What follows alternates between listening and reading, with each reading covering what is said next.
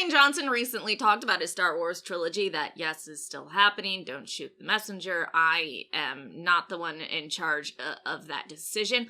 Also, Obi-Wan live-action TV series. All our dreams are coming true. Well, not all our dreams.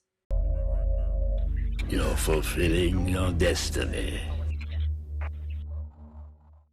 First, and I think most importantly, it's pretty much confirmed at this point, Obi-Wan is getting his own live-action TV series, and Ewan McGregor is returning to the role, obviously because the other gentleman that played Obi-Wan originally is not with us anymore.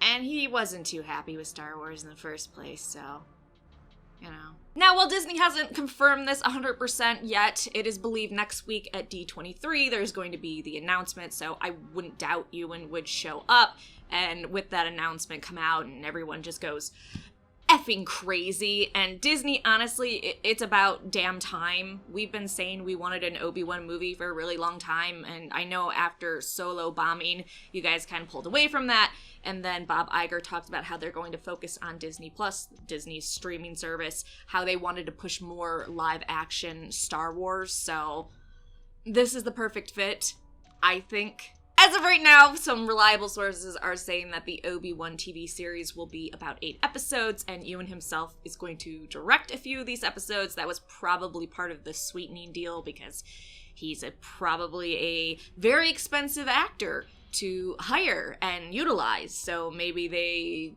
got a little deal going on. Hey, maybe we don't pay you as much, but you get to direct some episodes.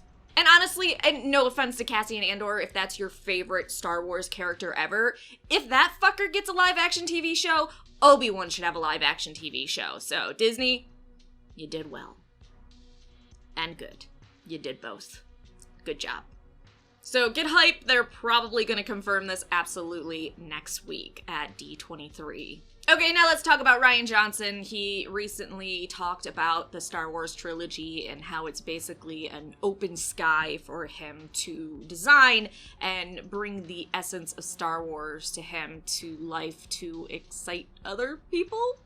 So Rian said recently, "I think the fun and challenging part of it is to dive in, figure out what's exciting, and then figure out what it's going to be. We're doing something that steps beyond the legacy characters. What does that look like? To me, the blue sky element of it is what was most striking about it. I know the way that I'm coming at it, and what's fun about it for everyone in George Lucas's films is figuring out what's the next step. It really makes you think and figure out what the essence of Star Wars is for me, and what that will look like moving forward." Honestly, I'm all for him having a Star Wars trilogy that is away from the main saga timeline. Also, it really sounded to me, and this is a personal opinion, that Rian Johnson really did not like the Skywalkers or their story and wanted to get away from it. So I feel like maybe they should have originally not given him a movie in the Skywalker saga and let him go apeshit on a different time period without Skywalkers. I think that would have saved a lot of heartache. He also shared what it was like directing The Last Jedi versus Knives Out, which is his new film that he is currently promoting. So he said, "For me, one of the fun things about Knives Out was how dialogue-based it was. It was really fun to get a group of great actors together and give them a ton of words. In a Star Wars movie, you're usually trying to be as efficient with dialogue as possible, which is a good thing. Of course, I work with some of the best actors on the planet in Star Wars. You're just chasing a very different rabbit. With Knives Out, you could write more words and just sit back with a huge smile on my face as they shoot them." Honestly, I think The Last Jedi could have benefited from a lot more dialogue, specifically from the OT characters and them talking about their feelings of what's been going on, but I don't know. What do I know?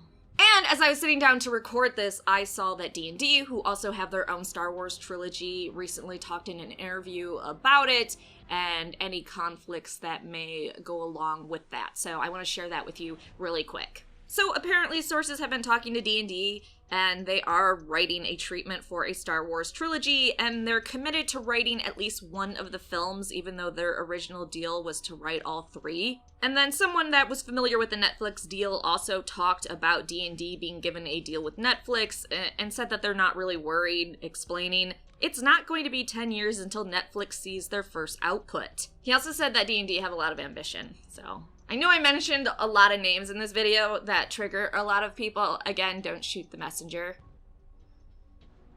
I mean, you could, but that's kind of a dick thing. So, let me know your thoughts on this. Probably just focus on how epic the Obi-Wan live-action TV series is going to be. Because it's going to be fucking epic. Thanks so much for watching. Please like the video and subscribe for more Star Wars videos.